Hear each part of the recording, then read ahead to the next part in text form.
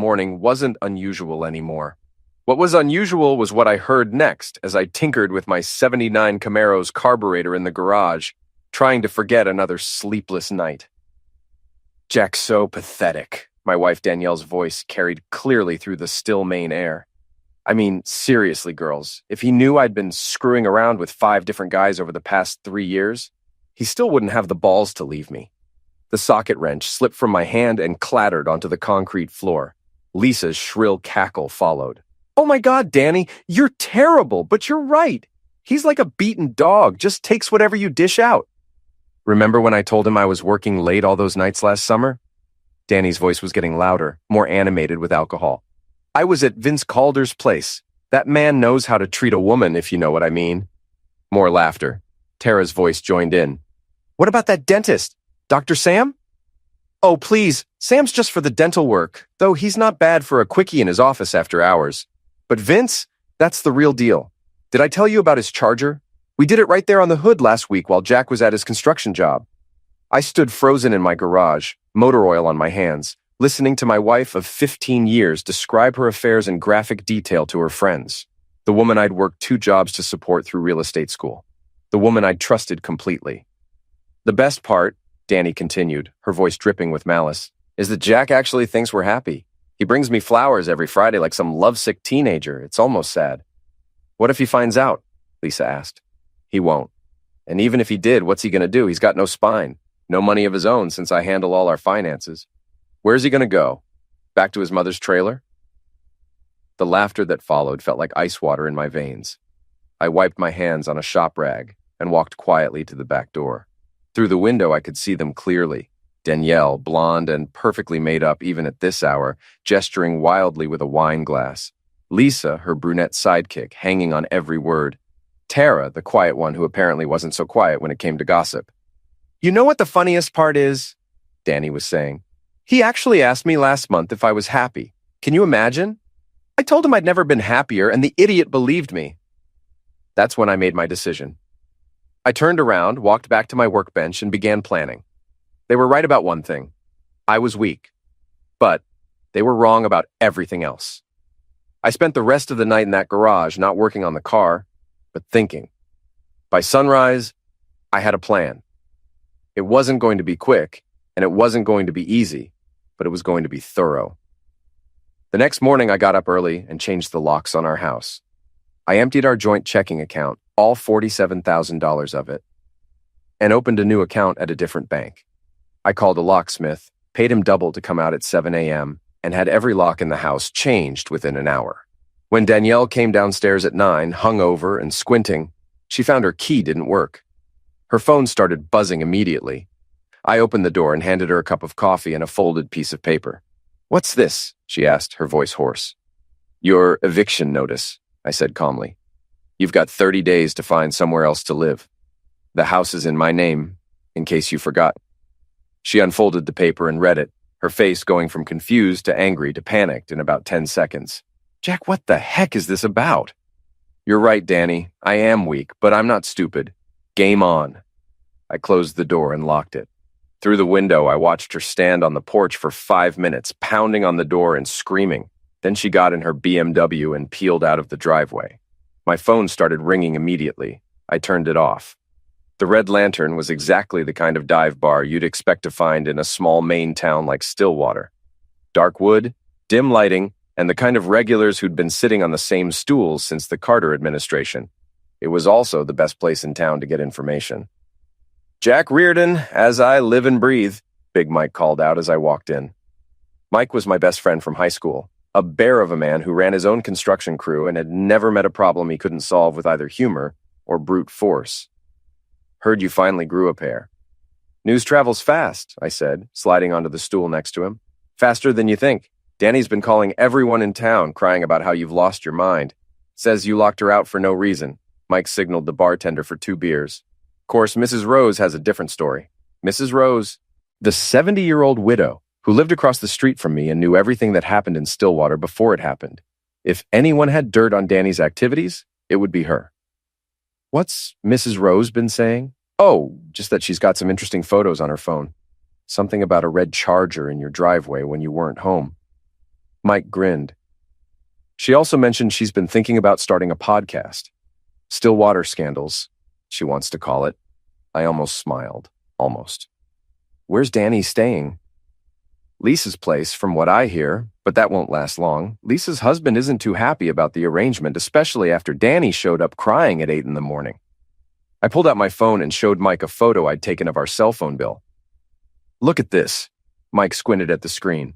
Jesus, Jack. She's been texting someone called V about 300 times a month. And look at these call times, 2, 3 in the morning. That's not even the best part. I scrolled to another screenshot. I cloned her phone last night. Backed up everything to the cloud before I changed the locks. Is that legal? It's our family plan. I pay for it. I can access it. I showed him another screen. Look at this. It was a text thread between Danny and Lisa, dated just 2 weeks ago. Danny, if Jack ever finds out about any of this, we need to be ready. I've been documenting his anger issues in my diary. Lisa, you'll back me up, right? Lisa, of course. We'll say he's been threatening you, maybe even getting physical. No one will believe him over us. Danny, perfect. I've already talked to Sarah Mitchell about it. She says with the right story, I could get the house, alimony, everything. Mike's face darkened as he read. That's conspiracy, Jack. They were planning to frame you. Gets better. I showed him a voice memo from Danny's phone, recorded just 3 days ago. I hit play, keeping the volume low. Danny's voice came through clearly. God, Lisa, you should have seen Jack trying to be romantic last night. Flowers, candles, the whole pathetic routine. I just laid there thinking about Vince's hands on me. Jack's so boring in bed, it's like being with a dead fish. At least Vince knows what he's doing. Lisa's voice responded, how do you stand it? I close my eyes and think about real men. Speaking of which, I'm meeting Vince tomorrow at that motel on Route 9. Want to see the pictures from last time? Mike looked sick. Jesus, Jack. I'm sorry, man. Don't be sorry. Be helpful. I finished my beer. I need to know everything about Vince Calder, where he works, where he drinks, what he drives, who he knows, everything. That's easy. He's got that auto body shop on the edge of town. Thinks he's hot crap because he flips classic cars. Drives a '68 Charger, cherry red, keeps it parked right out front like he's advertising. Guy's a walking midlife crisis. What else? Well, rumor is he owes money to some serious people in Portland. Something about a poker game that went bad. Word is he's been looking for a quick score to pay them back. Interesting. Anyone else Danny's been seeing? From what Mrs. Rose tells me, there's been at least 3 different cars in your driveway over the past year. The Charger, Dr. Sam's Mercedes, and Pete Morrison's truck. Pete Morrison. Town councilman, married to a nice woman named Janet, 2 kids. If Janet found out about Pete and Danny, Mike, I need a favor. Name it. I need you to help me with something tomorrow night. Something that might get a little messy. Mike grinned. Count me in. What are we doing? We're going to give Vince Calder a bath he'll never forget.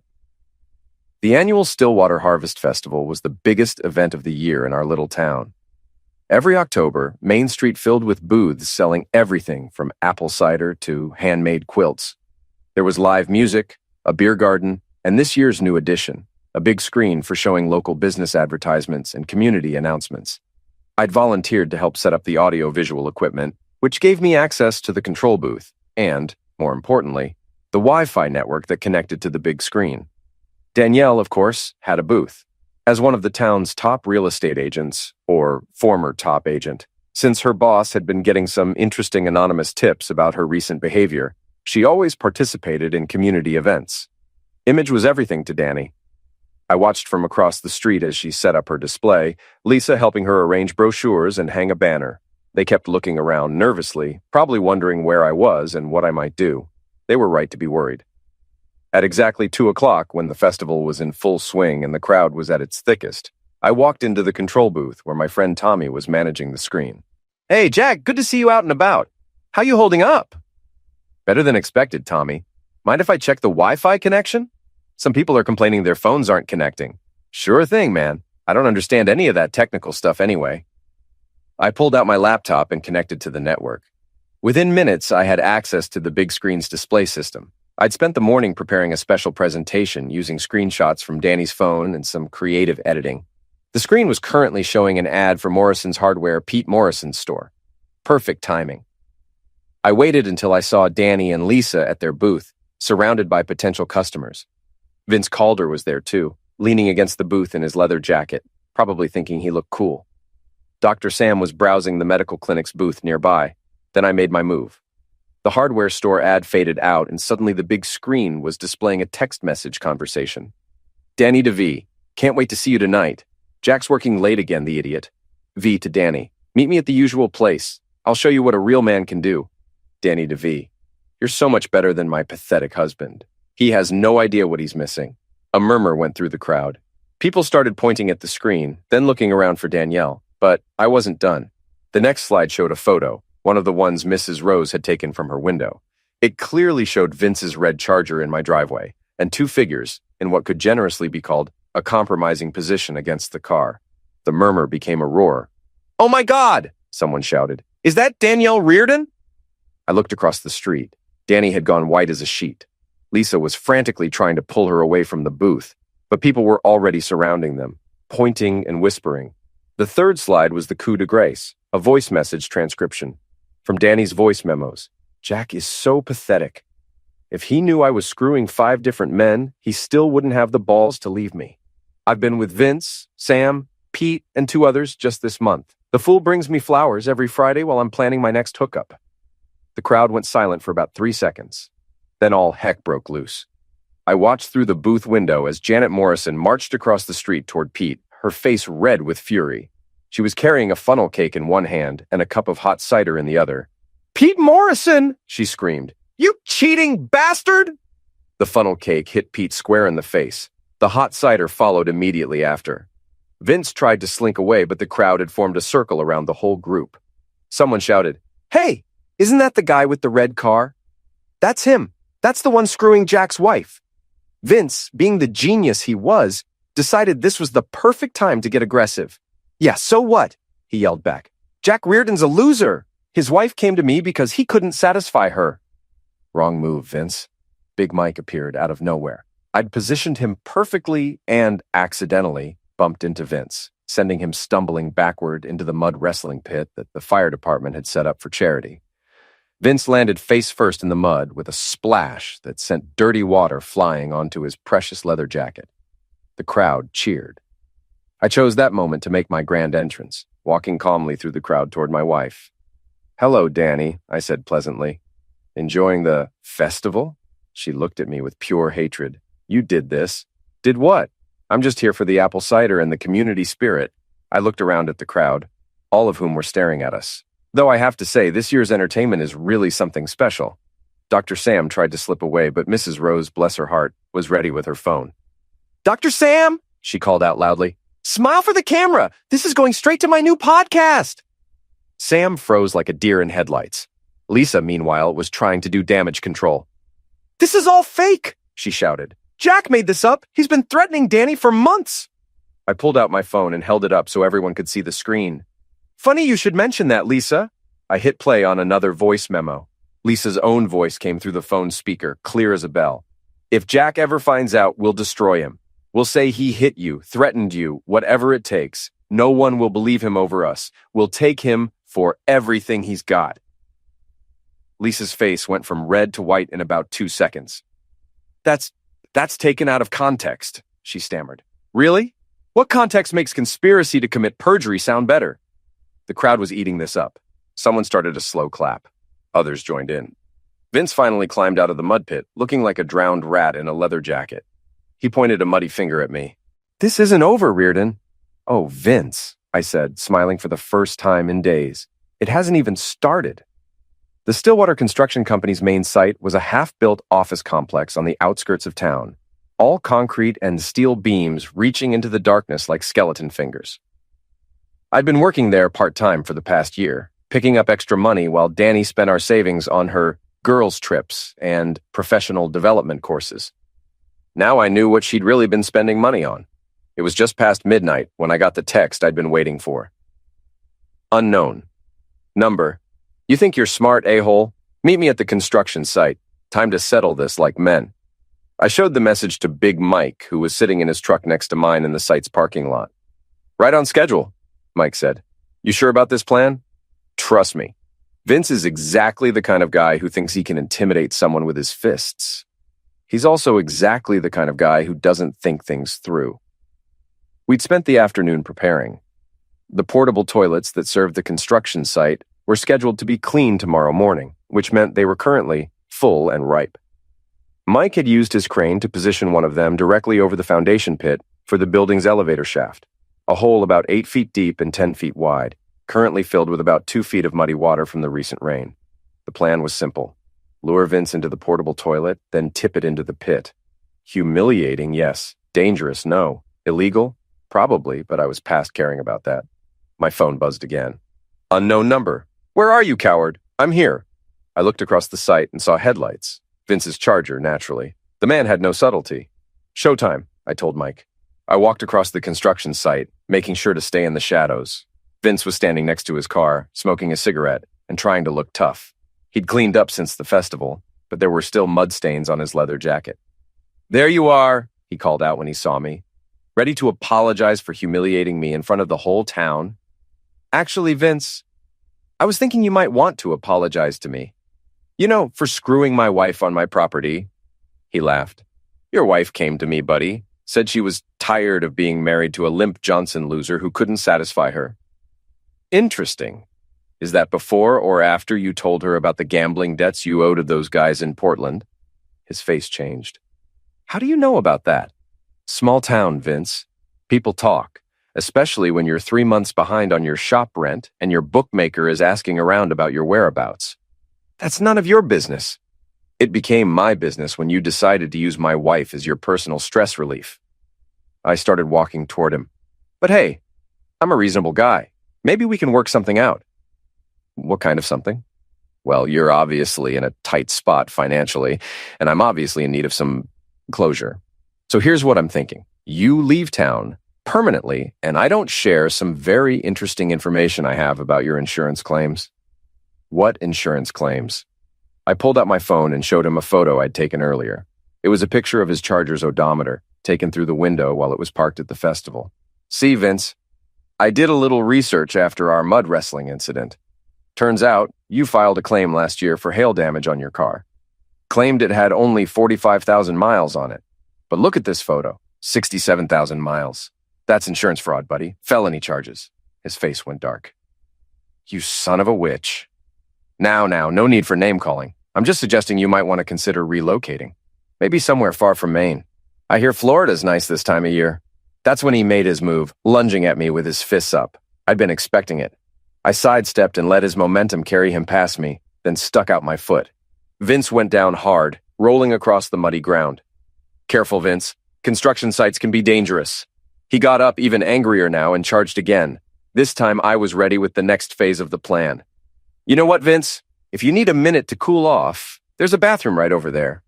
I pointed to the portable toilet we'd positioned over the pit.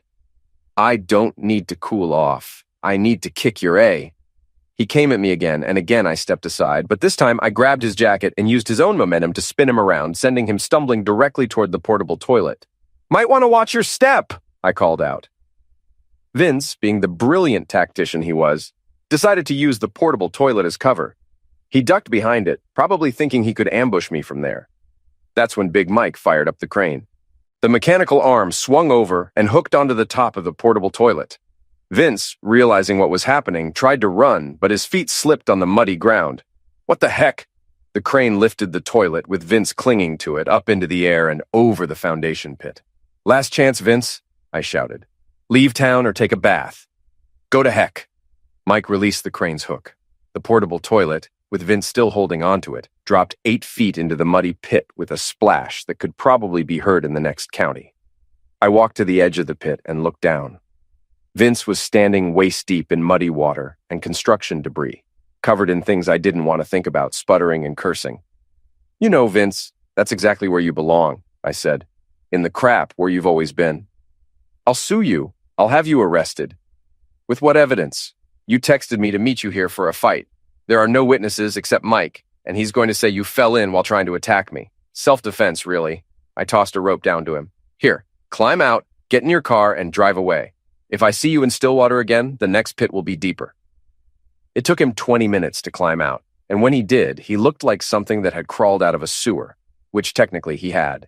He didn't say another word. Just walked to his car, got in, and drove away, leaving muddy footprints and a smell that would probably linger for weeks. Think he'll be back? Mike asked. Not if he's got any sense left. I watched the Charger's taillights disappear into the night. But then again, we're not exactly dealing with a genius here. My phone buzzed. A text from Danny. Danny, I know what you did to Vince. This has gone too far, Jack. We need to talk. I showed the message to Mike. What are you going to tell her? I typed back. We'll talk when you're ready to tell the truth about everything. All of it. Then I turned off my phone. Come on, Mike. Let's go get a drink. I have a feeling tomorrow's going to be an interesting day. The Red Lantern was busier than usual for a Tuesday night. Word had gotten around about the festival incident and Vince's mysterious disappearance, and everyone wanted to hear the latest gossip. I was holding court at the bar, nursing a beer and enjoying the first genuine smiles I'd had in months.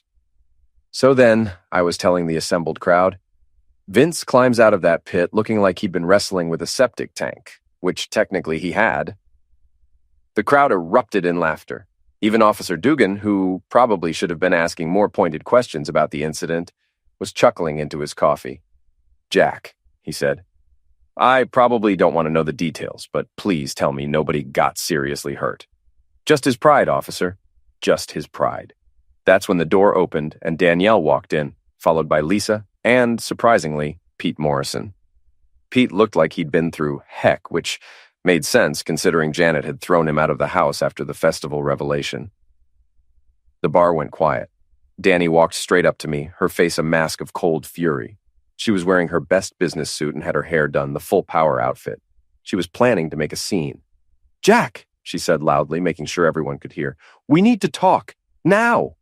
We're talking, I said calmly, not getting up from my stool. What's on your mind, Danny?